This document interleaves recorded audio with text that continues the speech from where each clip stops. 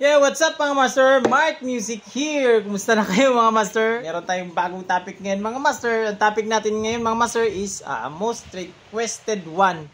Ito ay yung pentatonic. Bago ang lahat, magbibigay muna ako ng disclaimer. Di po ako professional na gitarista.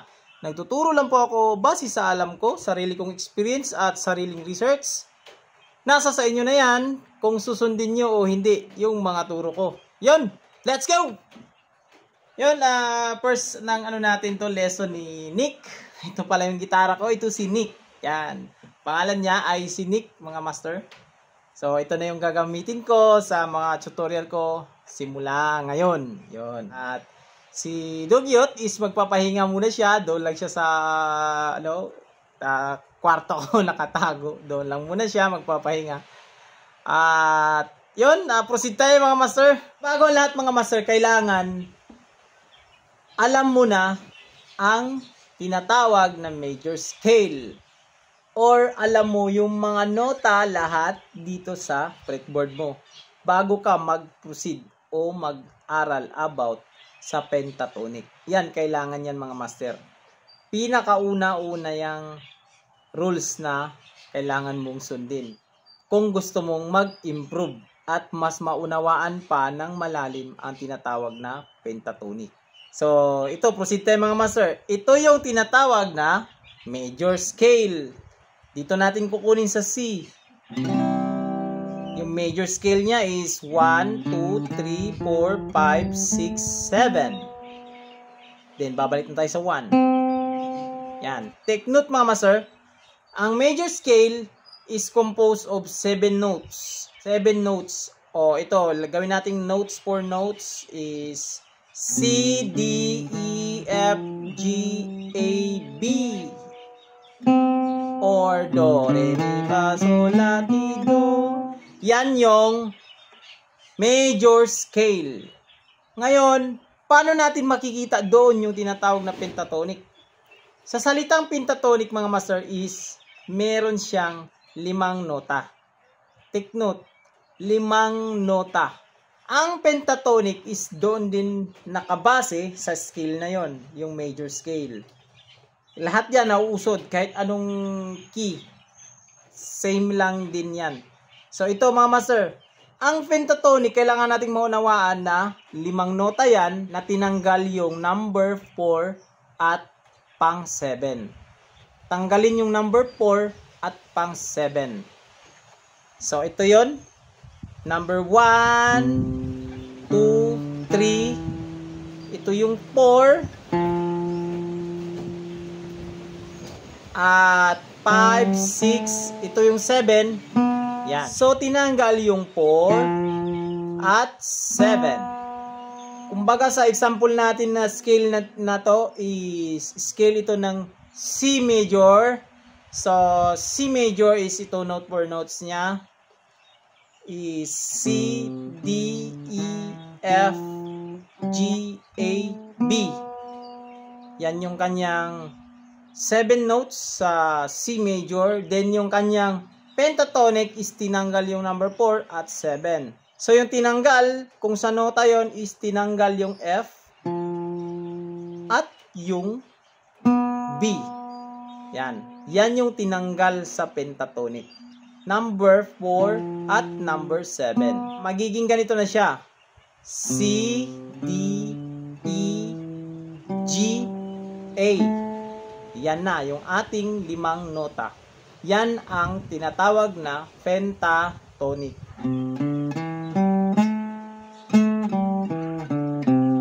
Yan. Yan yung major pentatonic doon sa ating example na C. At yung scale na to is iuusod lang natin depende sa key. For example, dito na tayo mag key sa D. So, ganun din yung ating pattern.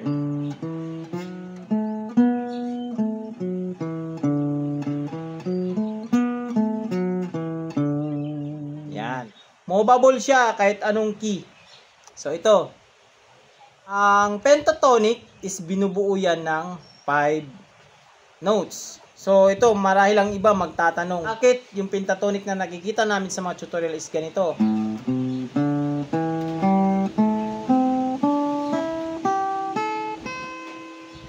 Yan. Pamilyar na pamilyar yan.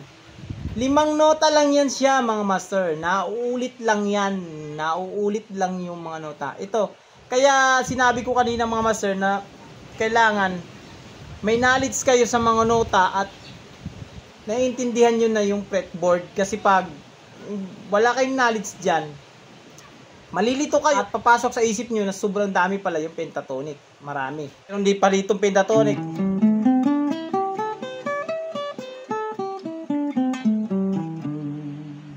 Yan. Yung dito master is isa lang din yun. Nota. Nag-iiba lang yung sequence ng mga pagkakasunod-sunod ng nota. Example dito kanina. I-identify natin yung nota ng pentatonic. So, ito yun. Example natin dito is yung A minor pentatonic. Ito yung pamilyar na pamilyar sa lahat na pentatonic. A minor pentatonic. Identify natin yung nota mga master para malaman nyo na ang pentatonic is 5 nota lang talaga siya. So, ito siya. A, C, D, E, G, A. So, octave lang pala to ng root kanina. At, pag pinatakbo na naman natin dito sa ating G string, so, bumalik na naman yung C, D, E, G, A, C. Oh. Naglalaro lang doon sa C, D, E, G, A. C, A, G, E, D, C, A, G, E, D, C, A. Or yung kanyang relative doon sa ating example kanina na C major pentatonic. Yan. Kaya nagtataka yung iba pag nasa C yung ating key, bakit ginagamitan ng pentatonic na A minor?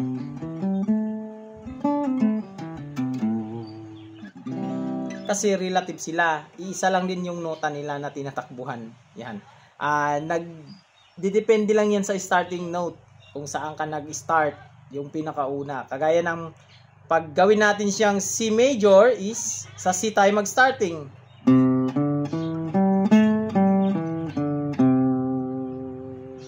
Pag sa A minor is dito tayo sa A minor mag-start.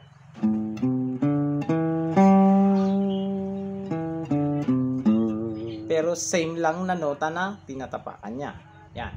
At meron pa itong mga master, meron pang isa kung bakit kailangan mong sauladuhin yung mga nota dito sa fretboard. Kasi mapapatakbo mo yung scale, mapapatakbo mo ng mapapatakbo dito yung pentatonic mo. Basta't alam mo yung mga nota. Example dito mga master, ito yung ating pentatonic A minor.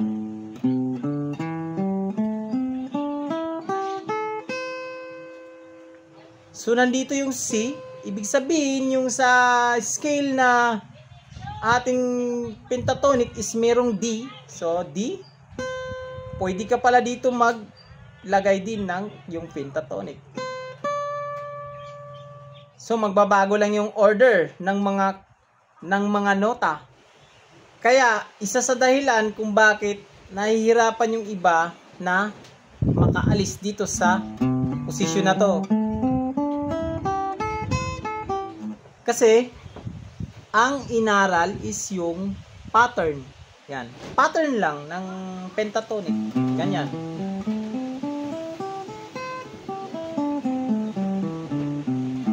Kumbaga, pag itong ating point finger, pag inusod na dito, is hindi na nila alam kung ano yung mga pipindutin. Kasi dahil pattern lang yung inaral. So ito nga, kailangan itong mga master, kailangan meron ka talagang knowledge sa mga nota. Kahit papano, alam mo yung nota dito sa fretboard. Kasi yung pattern na to, pag i-identify natin yung mga nota niya, is nauulit, naglulup lang yan hanggang dito sa ating matataas na mga frets. So, identify natin yung nota mga master. Example natin, yung A minor pentatonic natin is A, C, D, E, G, A. C, D, E, G, A, C. Yan. Tandaan niyo yung mga nota na yun mga master ha. O ngayon, iusod natin ng whole step yung ating pinky. Yan. So, ganito na ang iba natatakot na. Hindi na malaman kung ano yung mga pagkakasunod-sunod. So, ganitong kalalabasan niya mga master. Lagi lang tayong naka-stick doon sa mga nota na galing doon sa position na yon, sa ating first position. So, dito na tayo sa ating second position is D, C, A, G, E, D, C, A, G, E, D, C. Yan. Naglulup lang, bumabalik lang din doon yung mga nota, nagbabago lang yung sequence. Nagbabago lang yung sequence. Baka, paano ba natin yun patakbuhin? Halimbawa, pag dito na, dito, gusto nating patakbuhin dito. Yan.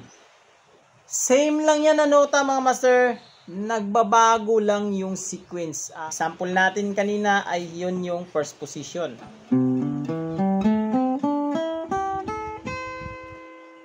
At meron din tayong second position.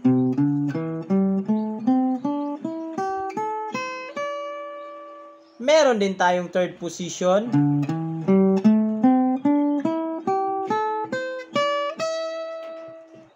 Fourth position.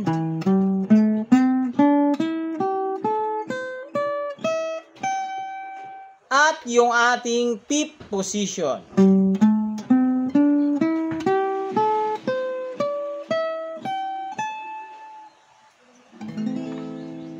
Yan. Pwede mo rin dito kunin yung fifth position.